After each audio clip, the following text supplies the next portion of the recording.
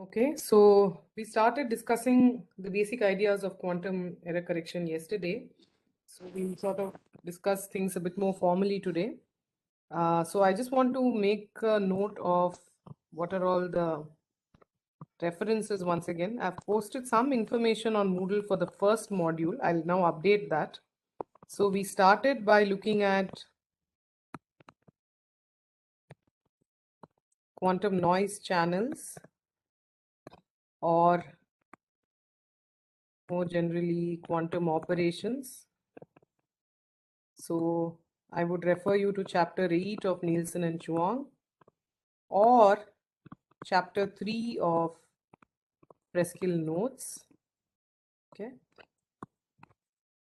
And now we are going to start discussing quantum error correction. And this is chapter 10 of Nielsen Chuang, or chapter 7 of Preskill notes.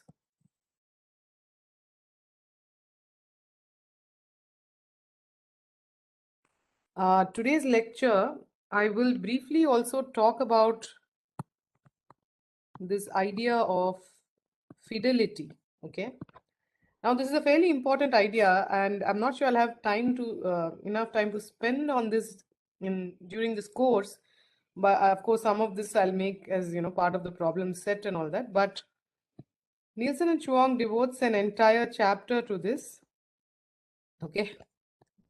As far as Preskill notes are concerned, you will find this again in chapter 7, I think, discussed as part of chapter 7. But Nielsen Chuang devotes an entire chapter, which is chapter 9, right? So essentially, we are in the first half of this course going over chapters 8, 9, and 10 of Nielsen and Chuang. So that's the sort of material roughly. All right. So we were discussing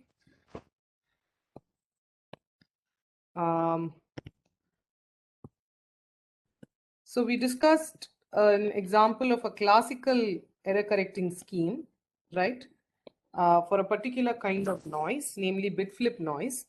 So today I want to introduce all the ideas of quantum error correction formally using the so-called 3-qubit quantum error correcting code. Okay.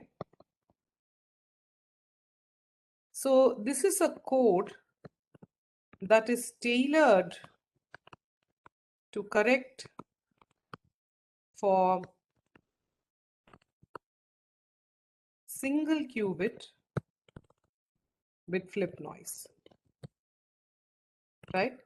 So remember that the single qubit bit flip noise is a channel with two Krauss operators, square root 1 minus p identity and px, where p is of course the noise parameter or the noise strength or the probability of the bit flip, whichever way you want to think about it. So what is the code itself? So how do I describe the 3-qubit code? So maybe we go sequentially. So as you know, the first step in describing an error correction scheme is to talk about the encoding, right?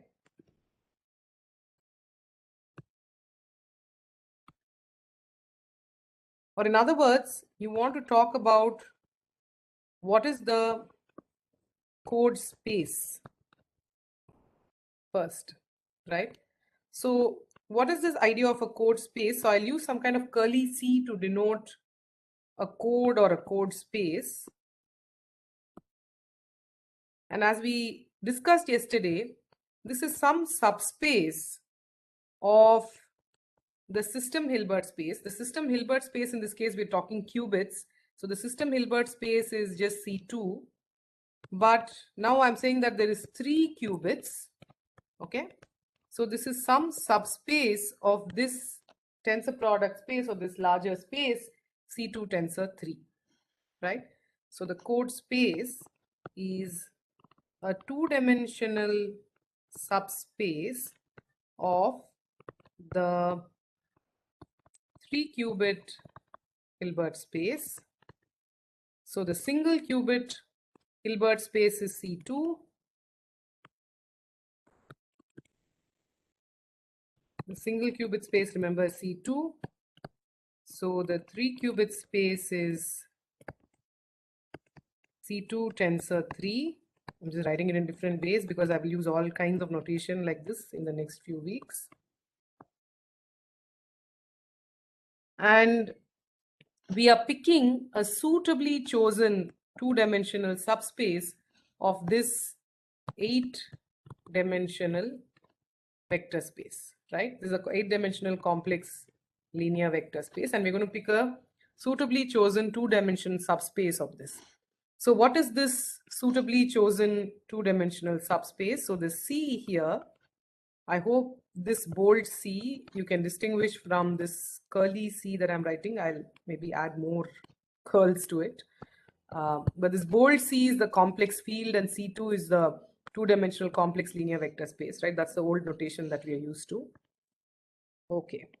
So this curly C is nothing but the span of these two states 0, 0, 0 and 1, 1, 1. So remember that the 8-dimensional space, or rather the 3-qubit space,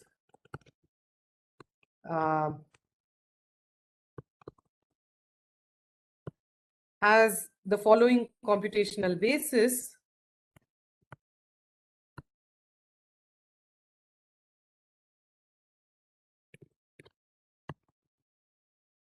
Has a computational basis which is given by all possible 3-bit strings, right? States corresponding to all possible 3 bits. So essentially you're labeling the basis using all possible 3-bit strings, right? So there's 0, 0, 0, there's 0, 0, 1, 0, 1, 0, etc. all the way up to 1, 1, 1. And there is 8 such states, right? And they're all orthonormal states. This is an 8-dimensional space, and this is the computational basis for this 8-dimensional space, right? Out of these 8 states, we pick 2, right? And we construct the subspace that is spanned by just this pair of states, right? I hope you understand what span means. Span simply means all states which are realized as a linear combination of these two. So essentially, these two states form the basis for the code space. So out of this big computational basis comprising 8 orthonormal states, we pick exactly 2 states. So this is so the code space is a 2-dimensional vector space. So this has a basis which is comprising of just these 2 states 0, 0, 0 and 1, 1, 1. And this pair of states, which constitutes a basis for the code space, in the case of qubits, we only need a pair of states, right? If one has to encode more information, then presumably we will need larger spaces, larger subspaces, right? So this pair of states is what I said yesterday is also called, so these are called code words. So first of all, this is also often called logical states. So this is the so-called logical 0 and the logical 1, right? These are also called code words, right? All equivalent names to describe the code, right? So the first task in any error correcting protocol is to identify the code, right?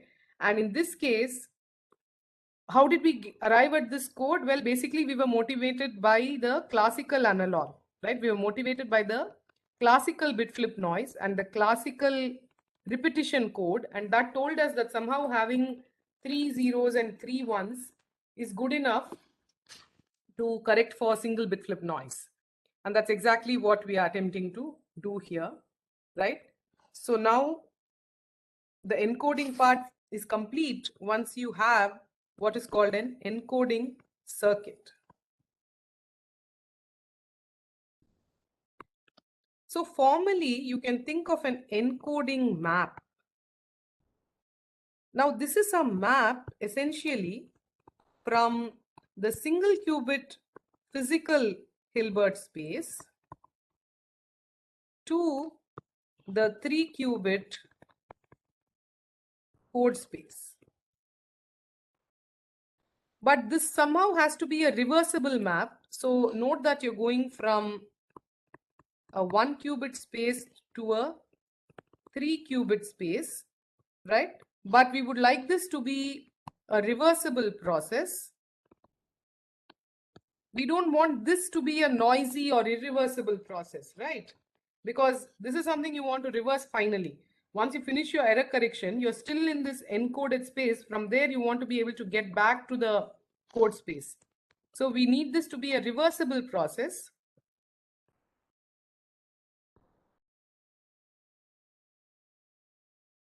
So in general, this is what mathematically we would call an isometry.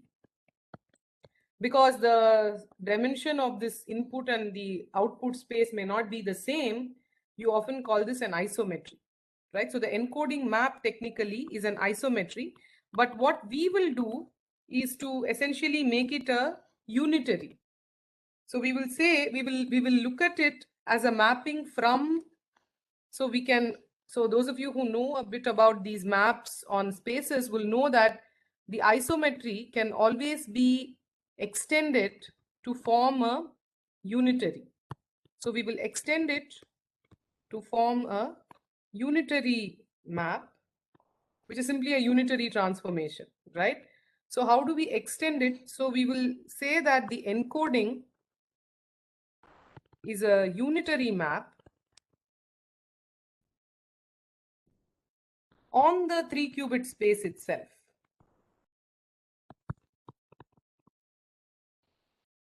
And in particular, we will append, so out of these 3 qubits that we start with, the input as far as this encoding unitary is concerned, so there is some encoding unitary U, the input, and I said it's a unitary on the 3 qubit space, so it has 3 input and 3 output registers.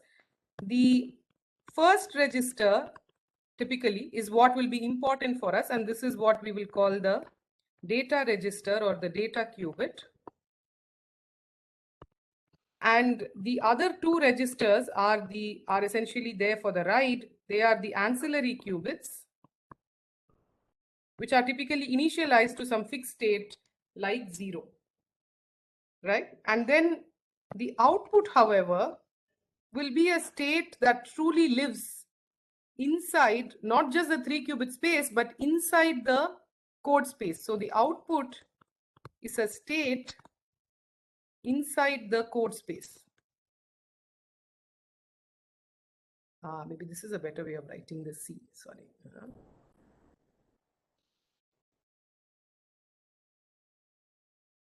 So the output has to be something which is span of alpha 000, I mean a span of 000 and 111, so something like this. And the process is a faithful encoding provided you have managed to map this particular superposition onto this, right? So I already showed you a circuit to do this. So for the 3 qubit encoding circuit is quite simple. So there is alpha 0 plus beta 1, and then this information has to somehow be spread. So you understand what's happening in some sense is that you're spreading this information from a single qubit onto this 3 qubit space. And the way the information is transferred is via these C0s.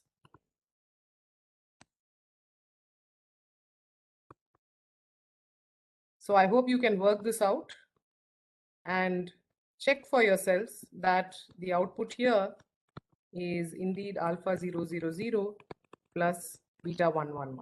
Okay. So there is a mapping from every single qubit state to a state that belongs to the code space. Okay. So is this idea clear? And it's a very deterministic mapping. It's a unitary circuit. So of course it can be reversed, right? Any questions so far? Okay. So, Excuse me, ma'am. yeah. Ma'am, when you say that it's spreading the information, you don't mean that we are copying the information, right? Not at all, right? Because a copy, so this is what I was trying to contrast yesterday. So just as a note, contrast this with copying.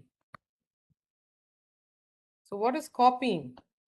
Copying would mean that I have mapped alpha 0, beta 1, let's say tensor 0, tensor 0. That's my input, right? I've mapped this to 3 copies of alpha 0 plus beta 1.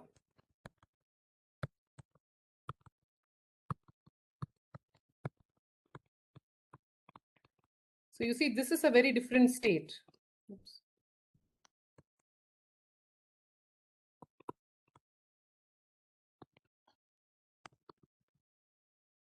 Right? This is what a copying circuit would do.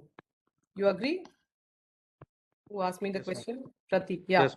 So now note, of course, what are the differences between this state and the state that I wrote down here? Well, this is a product state. This is actually a product state of 3 qubits, right? Because this is qubit 1, this is qubit 2, and this is qubit 3, and they are each in the same superposition state, alpha 0 and beta 1. So this is, of course, forbidden, right? By the no cloning theorem. So this cannot happen. But, and what is more, this seems to also fare worse than that because it's essentially throwing you into a product state. Okay. Of course, one can ask what can you do with this kind of a mapping if this were allowed, but the point is it may be advantageous to do this, where now your 3 qubit state is actually an entangled state. So let me note this here.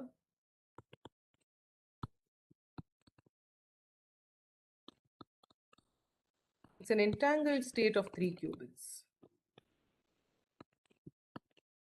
So this is what I mean by saying that the information is now spread out.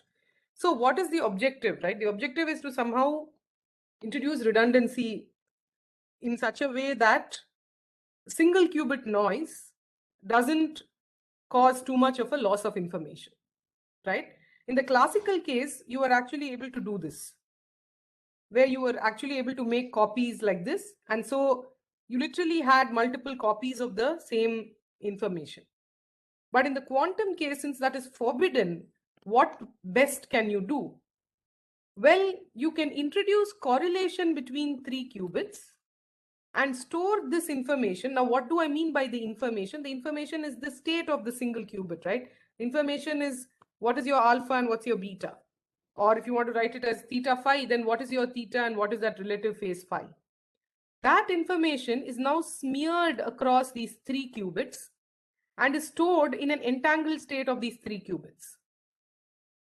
And because these 3 qubits are correlated, right? Why are they correlated? Because you know that if I measure this 3 qubit state in a 0-1 basis, then if the first qubit is 0, so are the second and the third. If the first qubit is 1, so are the second and the third, right? So there is some correlation across the 3 qubits. And the information is now stored via this correlation. So the copying has happened in a very subtle and clever way, right? It's not that the first, second, and the third qubit are exact copies of each other. Rather, they are correlated with each other, with the degree of correlation being mediated by the coefficients alpha, beta. So I hope this answers your question.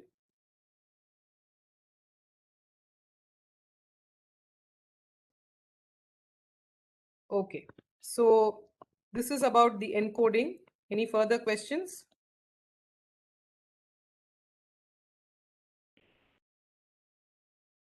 All right, so we now move to discussing about the noise itself and how this encoding works. or how does it protect against single qubit bit flip noise? So this is the first step, encoding. And like I said, you should ask what is the code space, and once you know the code space, you have to talk about encoding inside it, right? The encoding circuit, the encoding unitary, etc. The second aspect is the noise itself.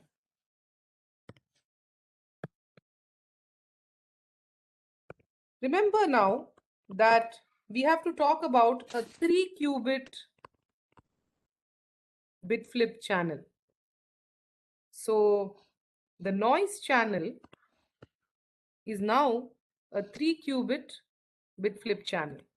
I know that I kept saying single qubit, that this is a code that protects against single qubit noise and all that, right? The point is,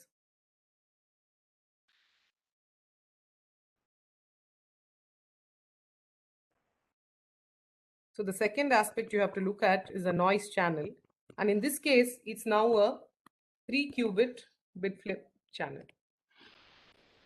Why is it a 3 qubit channel? Well, your logical space is now this 3 qubit space, right? So the logical space is now a 3 qubit space.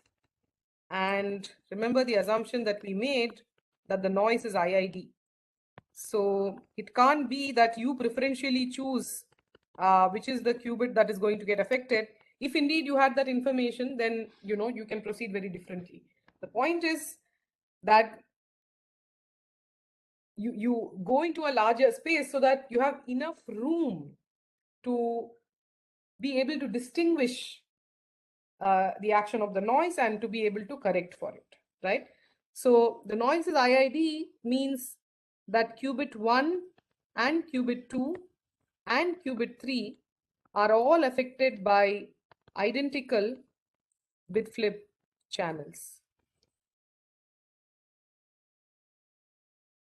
So I now have a 3 qubit noise map, right? So it's not just a single qubit noise map, it's E tensor 3. And I wrote down earlier the Krauss operators of the single qubit bit flip channel. So now the question is, what are all the different Krauss operators? So what are the Krauss operators of this 3 qubit bit flip channel? The other way of asking is, what is the set of errors that one now has to deal with, right? So what is this set of errors? We did this calculation in the classical case. It's exactly the same, right? I have the possibility of having just identity on all 3 qubits, right? Now this has to come with a certain prefactor. Remember, there was a square root 1 minus p. So this is now going to come with the factor 1 minus p raised to 3 halves, right?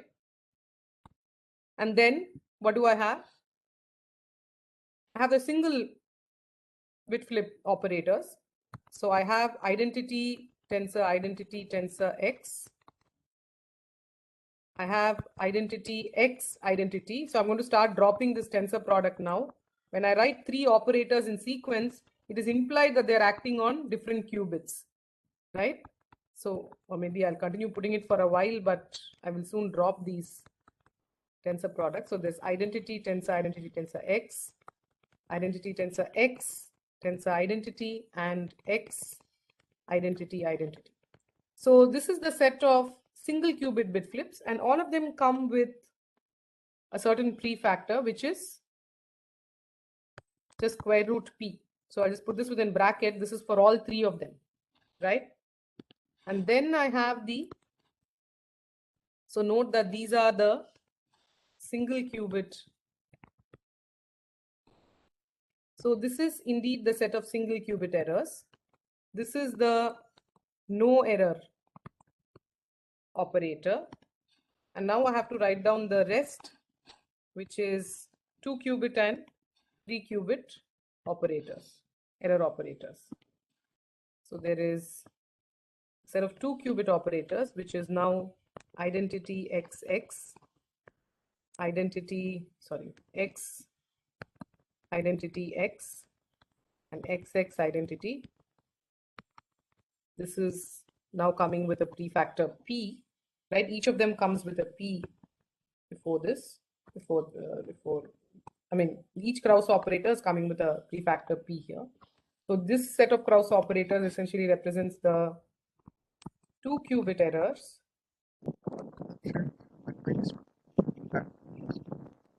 Yeah. Have I made an error?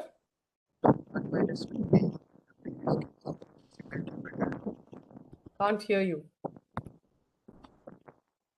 So you're telling me that I made an error in the prefactors.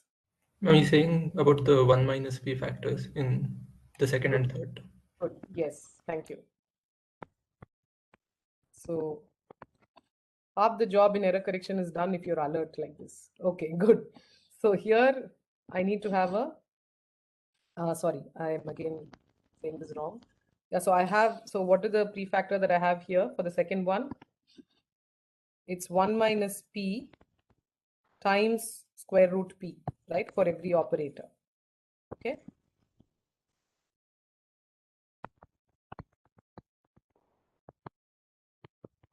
So note that the Krauss operators act by conjugation, right? So when I write this prefactor here, this gets squared eventually. So the square of this will become 1 minus p the whole square times p, which is the classical number that you had when we discussed the classical channel yesterday. I hope that is clear to you guys. Okay.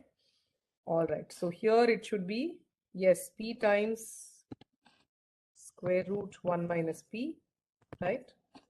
And finally, you have the 3-qubit error. And there's only one of them, which is the XXX. And this comes with a factor which is p raised to 3 halves. And this is the 3-qubit error. Right? So this completes the set of errors or the set of Krauss operators of this 3-qubit noise channel. Right?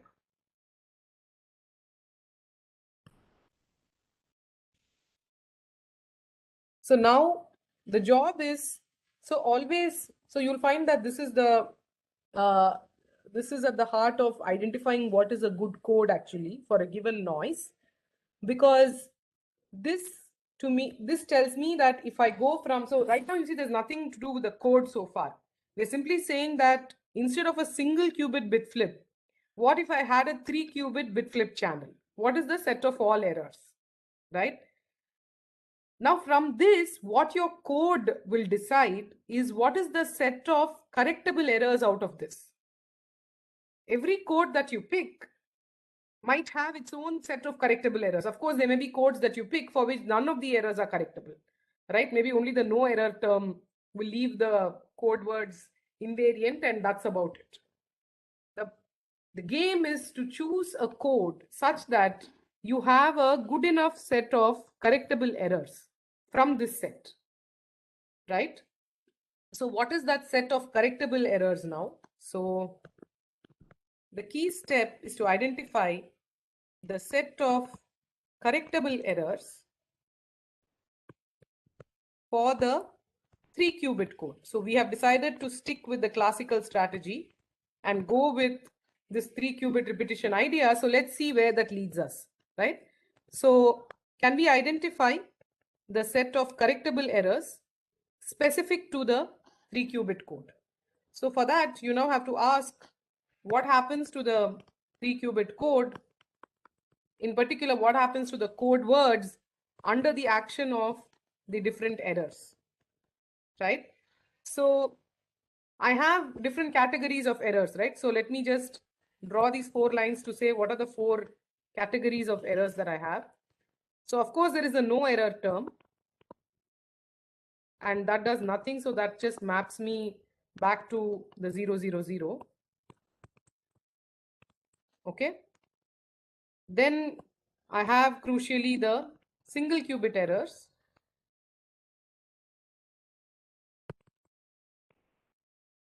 Yeah, it's not good notation to write 1 qubit, but anyway, let me write this as single qubit errors.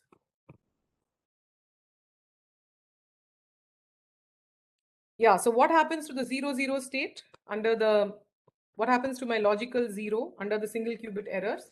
Well, I could either have identity identity X, which means this gets mapped to 0, 0, 1, or it gets mapped to 0, 1, 0, or it gets mapped to the state 1, 0, 0. So the same thing as what we discussed yesterday classically, except now you're writing down the corresponding quantum states for that, right? Next come the 2-qubit and 3-qubit errors. So the 2-qubit errors are going to map you to 0, 1, 1, 1, 0, 1, and 1, 1, 0. And finally, you have the 3-qubit error, which maps you to the other code word, which is 111, right? So we have to undertake a similar exercise as far as the 111 is concerned, because remember, the code space is the span of these two states. So it does not suffice to be able to correct for a particular state like 0, 0, 0, right? You have to be able to correct independently for the two code words, which are the two orthogonal states that are spanning your space.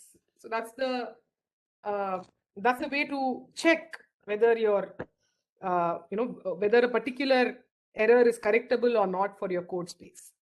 The question is, does it map my two code words 0, 0, 0, 1, 1, 1 independently to detectable or distinguishable states, right? So I've already said all the keywords that I have to say. So hopefully the rest of the discussion is now easy. We can go over that quickly. So once again, no error maps me to 111. The single qubit errors map me to 110, 101, and 011. And the 2-qubit and 3-qubit errors note that I'm going to do this exercise only for this code. I'm not going to discuss all codes laboriously like this. Surely there must be a better way of doing this, and indeed we will see what is a better way of doing this. But to understand, it helps to just discuss one code at least like this. All right, so we have now looked at what all the errors are mapping these two, and then it becomes obvious that, so what is the key to be able to detect? So error detection requires, I won't say implies, maybe I would say requires errors to map the states, and in particular the code words, to distinguishable quantum states.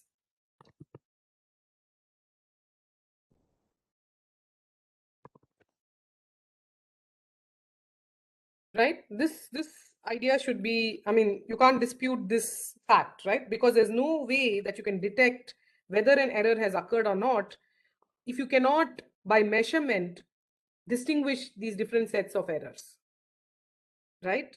Whether there is a bit flip error in the first qubit or the second qubit or the third qubit is not something you can identify unless this particular set of errors maps your states to distinct quantum states or distinguishable quantum states, not just distinct. In the classical case, distinct implies distinguishable. But for us, distinguishable means, yes, what is the technical term for this now? What kind of quantum states should they be? Yeah. What kind of quantum states are distinguishable? Orthogonal. Exactly. So this has to map. It has to map the code words to orthogonal quantum states. So you have to identify that set of errors which is mapping these code words to orthogonal quantum states. Is there such a set of errors that maps the code words to orthogonal states? Well, indeed there is. So you notice that if I stick to this set, which is the no error in the single qubit errors, and here again I look at the no error in the single qubit errors, then you find that this maps. So now I have, so how many such errors do I have? So there's a no error term, which also I would like to know, right? I don't want to confuse being in a no error scenario with something else. So this also is part of my error set, so to speak. So there's 1, 2, 3, 4 errors here. So there are 4 errors here and 4 errors here, and that's it, right? That pretty much spans the space for me. So I have 4 distinct, or rather 4 orthogonal states here, right? And I have 4 other orthogonal states here, and that gives me a set of 8 errors, right, which map the code words to distinguishable states. So it should be clear by this enumeration that we have done that the no error and single qubit X error, they map 0, 0, 0 and 1, 1, 1 to distinguishable states. So this then tells me that the set of correctable errors for the 3 qubit code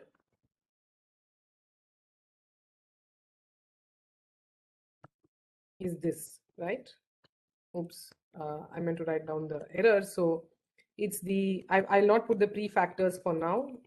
It's just the 3 identity and then the IIX and XII and IXI, right? So these are, so just these 4, right, are constitute the set of correctable errors.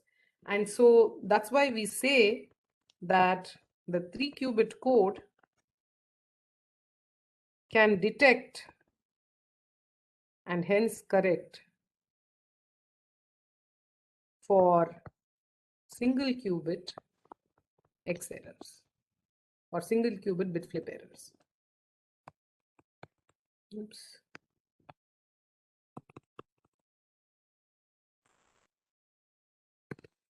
So that's why this is a single qubit error correcting code. It cannot detect and hence correct higher qubit errors. Why is that? Because if I look at the 2 qubit errors, then I start getting into overlaps with the other set of single qubit errors, right? So the set of states, so if I get a 1, 0, 0, and if I assume that I also want to detect 2 qubit errors, then this 1, 0, 0 does not have a unique mapping, right? It could either have happened because the 0, 0, 0 got affected by a single qubit error in the third, or rather the first qubit, or it could have happened because the 1, 1, 1 got affected by a 2 qubit error. So this now is causing an overlap of the different error states. And whenever there's an overlap of different error states, you can no longer distinguish those errors. You can no longer detect those errors, right? So a sort of pictorial way of representing this would be, so let us now look at just this set of correctable errors and see what it's doing. So I have, so let me say that this large big circle is my 3 qubit space. So this is the C2 tensor 3 space for me. And the code space is sitting somewhere inside this. This is the code space. And now I have these 4 correctable errors is what I claim, right? So the 4 correctable errors are what? All identity, identity, identity X, X identity, identity, and identity X identity. So you notice that the code space is a span of 2 states, right? That is 0, 0, 0 and 1, 1, 1. The identity does nothing, right? It maps the code space to itself. But what does the identity, identity X do? It maps 0, 0, 0 to 0, 0, 1, and it maps 1, 1, 1 to 1, 1, 0. So there you have a different pair of orthogonal states. You've started from 0, 0, 0, 1, 1, 1, right? The span of these two is what your code space is. But this error has mapped you to the span of these 2 orthogonal states. Similarly, the XII has mapped you to the span of 1, 0, 0 and 0, 1, 1, another pair of orthogonal states, right? And then you see that the IXI has mapped you to the span of two other orthogonal states, right? So this is now the span of yes, 0, 1, 0, 1, 0, 1. And there you go. So you have broken up your 8-qubit space into 4 two-dimensional subspaces. Do you see that? So another way of that. So now that I've written this out, I'm going to draw another picture here, where I'm going to say that this was my code space sitting here, and this is still the, so both of these big circles represent for me the 3-qubit space, the C2 tensor 3 space, right? And what has happened under the action of each of these errors is I have gone to a different subspace of this 8-dimensional space. In fact, it's a neat partitioning. So maybe I should actually draw this as a partitioning of the 8-qubit space, just to tell you that there's no more space for anything else. Okay, so if I think of looking at this 8-qubit space, so let me just split it up into 4, right? So one is the code space itself. The other is, let me call this as C1, C2, maybe C3, because the X error is in the third place, and this is, oops, yeah, let me call this as C2. Okay. So there is C1, C2, and C3, and each error has mapped me to one of these subspaces. Okay. It's like I've broken up my big C2, 3 space. So if you wish, I can make this also into all come from, yeah. So let me say that to begin with, I had just this, right?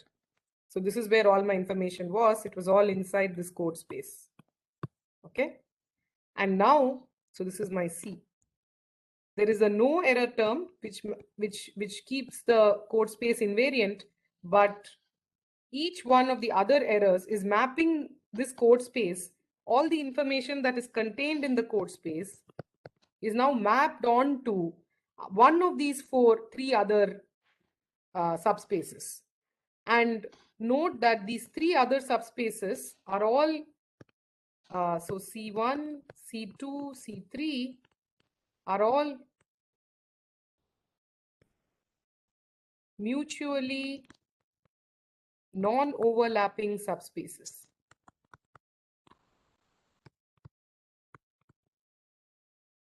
And this is very important for quantum error detection, right? There is no intersection.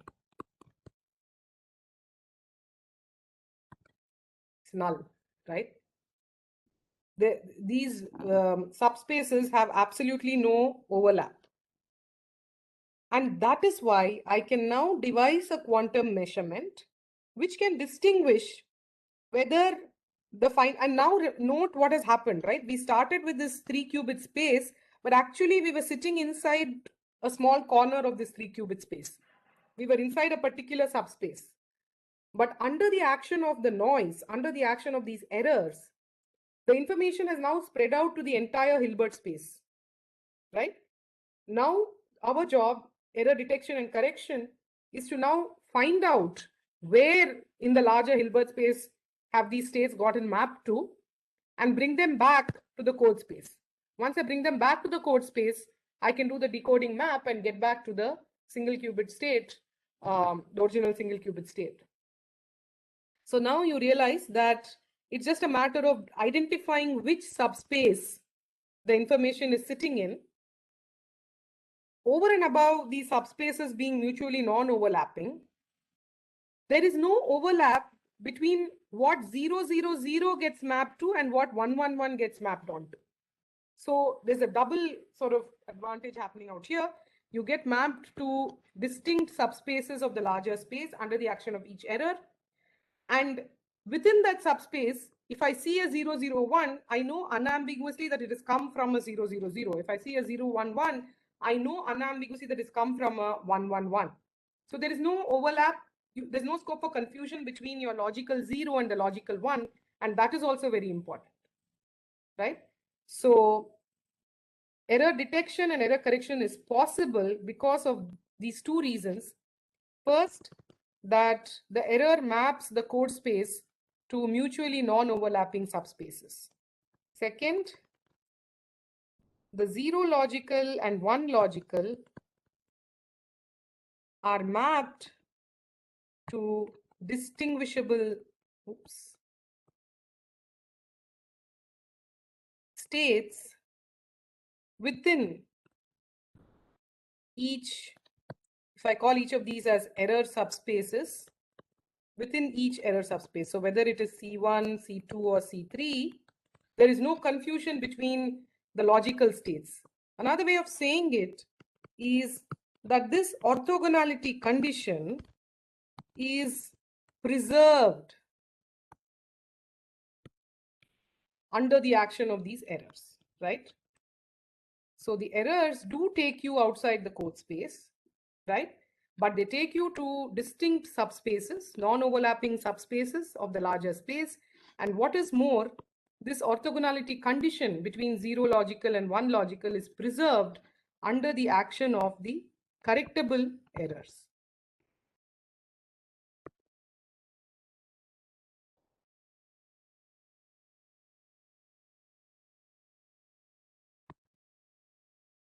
Okay, any questions?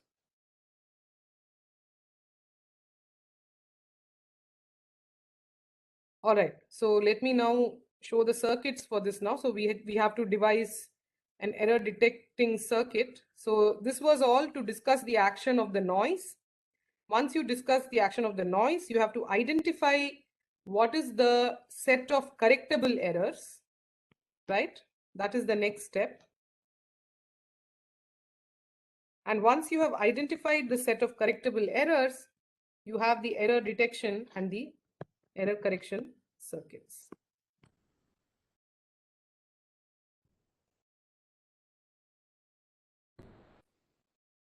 So this is something we already discussed yesterday. We do not measure the data qubits, we measure ancilla qubits, right? We have to attach ancilla qubits and we measure them rather than the data qubits or the encoded qubits.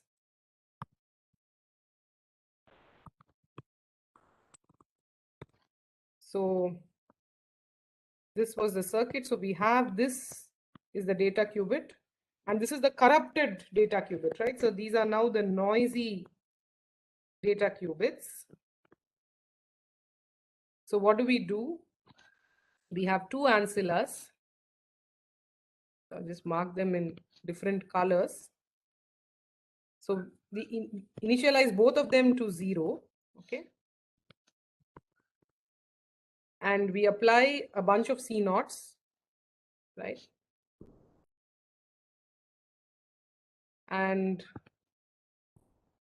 like I said, this is identical to the classical error detection that we discussed yesterday. You have to measure parity, right? You have to look at the parity of pairs of qubits. Basically, one is just putting in formal language whatever we discussed here, right? Here, of course, you will say, oh, I just look at the state and I know where the error occurred.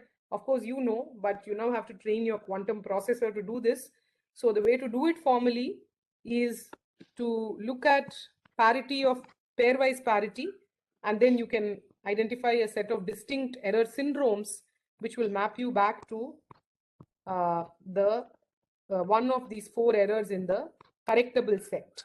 Okay, so every error in the correctable set has to have a distinct measurement outcome, right? What is called a classical syndrome. Okay, so in both in the case of this X error detecting code, rather X error correcting code, you will find that the measurement that you do is actually a measurement in the Z basis, right? So let's just look at the first ancilla qubit first. So these two syndromes. So I will call the classical bit outcome associated with this measurement as S1. So this is the classical outcome, right, of the measurement of the ancilla. This is a single bit of information, S1. S2 is the second bit of information. If you think about it, classically, I need 2 bits to encode the, I need 2 bits to identify which of this set of 4 errors occurred, right? So I have a set of 4 that I need to identify, and that information will be encoded in 2 classical bits. And those 2 classical bits are nothing but S1 and S2, which are the outcomes of these 2 Z basis measurements. So I have to draw 2 more C naughts here. So then there's a C naught from the second and the third. So you see, these are all simple small circuits, right? The encoding circuit needed exactly 2 C naughts. The decoding circuit needs exactly 4 C naughts and 2 additional ancillas. So with the total of 5 qubits, right, you can essentially realize the 3 qubit error correcting code. Okay. So these are, so let me say that these are, so this measurement symbol, as you know from last semester, denotes a 0, 1 basis measurement, right? So it's a measurement in the Z basis.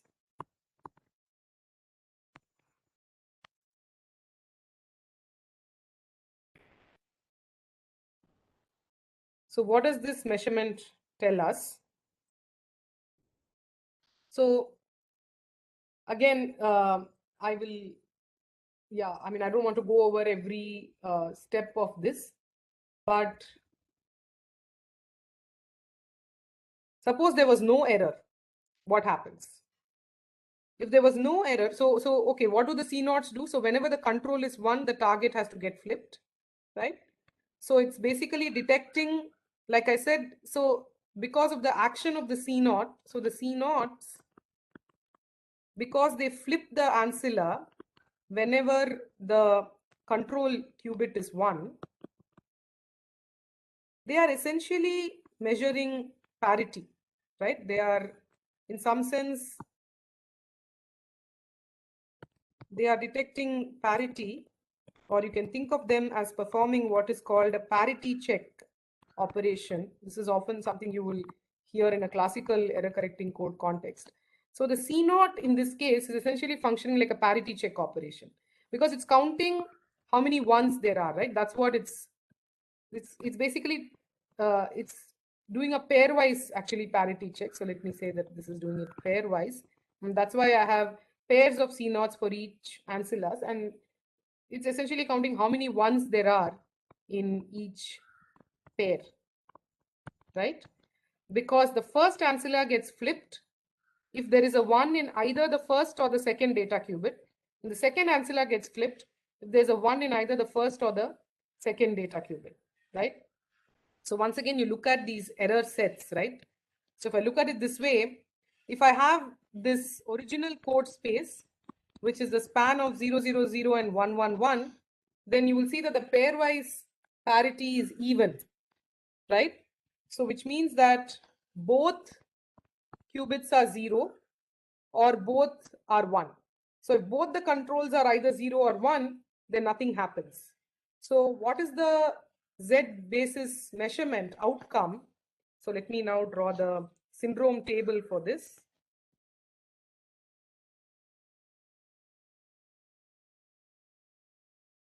And I'll stop today's lecture with this syndrome table. So there are 4 possibilities, right? Both S1 and S2 can give me a classical 0 as the outcome, right? So what is the error syndrome in that case? So I hope you will tell me this. So I just argued this, right? That if both S1 and S2 are 0, then what is the error that has occurred? Identity. Yeah, so this is the no error case. If S2 was 1 and S1 was 0, then what has happened? So S2 is 1 means the second ancilla has flipped, which means one of these two C naughts has been triggered, which means one of these two controls is in a 1. So in other words, the parity of the second two qubits has become odd, right? So if the parity of the second two qubits has become odd, then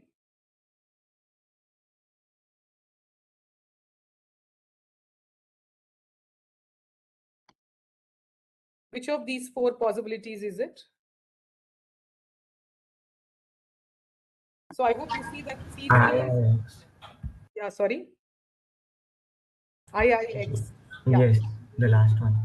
It has to be IIX. Why is it not this one? What is this? This one, IXI. Why is it not this? Because if it were that, both would have been one instead of Exactly. that. Exactly. Good. Good. So I just wanted to check if you guys are seeing what's happening here. Very good. So yeah. So if S1 was 1 and this was 0, then this has to be XII. And if both are 1, then it's the middle qubit which has undergone a X error, right? So that's it. This is all I need to identify, right? If you think about it, I actually don't want to identify whether it's a 0 or a 1 or it, in general, whatever is the input to this is going to be some superposition, right? It's some superposition of this form, whatever, right? I suppose it should be 110. Something like this. So I don't want to break the superposition. So I don't want to map back to logical 0 or logical 1. I want to map back to the code space. I want to map back to a superposition in the code space. And to do that, this is the level of granularity that I want. I don't want to go up here and map back like this. You understand? So I want to identify which of these four subspaces I am in. Am I in the code space itself, or have I gone to C1, which is the subspace I go to if the X error occurred on the third qubit, etc., etc. Right? Am I in C3 or am I in C2? That's all I need to identify. And this syndrome measurement does it for me, right? One way to think about this, so this is called a syndrome measurement. Okay, so this is called the syndrome table. These two classical bits together constitute the error syndrome. And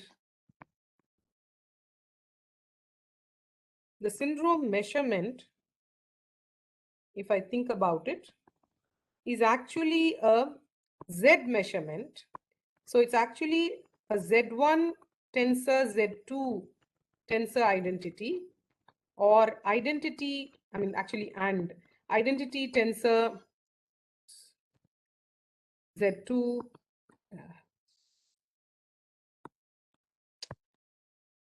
tensor Z3. Okay. So these are the two operators that I'm actually measuring, right? Although I said, I'm putting the ancillars and doing it in a different way. If you go back to what am I actually checking as far as the data qubits are concerned, I am doing pairs of Z measurement. This is what the pairwise parity check actually is. It's just that I'm using the C0 property to, instead of measuring directly on the data qubits, I'm now using the C0s to get this information down to ancillars and measuring the ancillars. Okay. All right. I think I have exceeded time today. I'm sorry about, so I'll stop here. I guess we're pretty much done with discussing the 3-qubit error correcting code. So we'll move on to discussing larger error correcting codes next time and discuss a general theory of error correction, because clearly we cannot be doing this enumeration for every channel and every set of errors, right? Okay, I will stop here. Questions?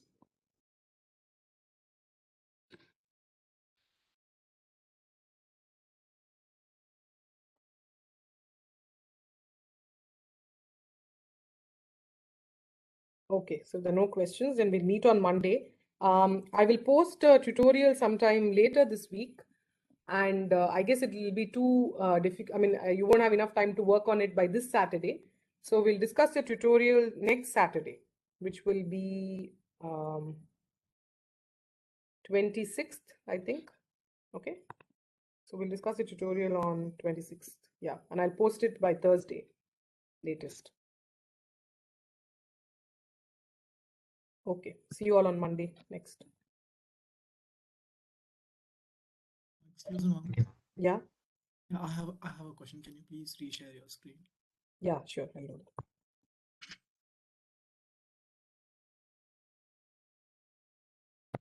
Oh, today's class is till 4:40 or something, right? Okay, I mean, anyway, never mind. I've dismissed the class now. Yeah, go ahead. Ask me a I question. just wanted to confirm this. So Hmm.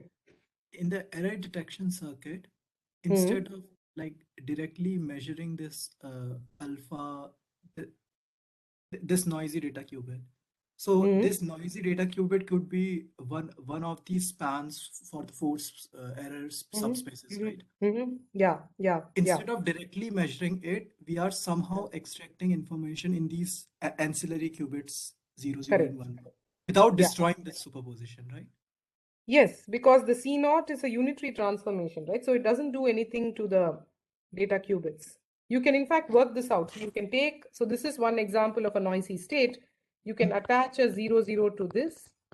You can see what the C naught does. You will see that it only changes the these two ancillas, right? It does nothing to these two, right? So this is something you can check indeed. Yeah, yeah. So that's exactly how we are doing this. I just wanted to confirm. Yeah, indeed. Yeah. Okay, I didn't realize I had 10 more minutes. I would have completed discussing this. Anyway, it's okay. We'll meet on Monday. I guess there was enough information to assimilate today. Yeah. Okay. Any other questions?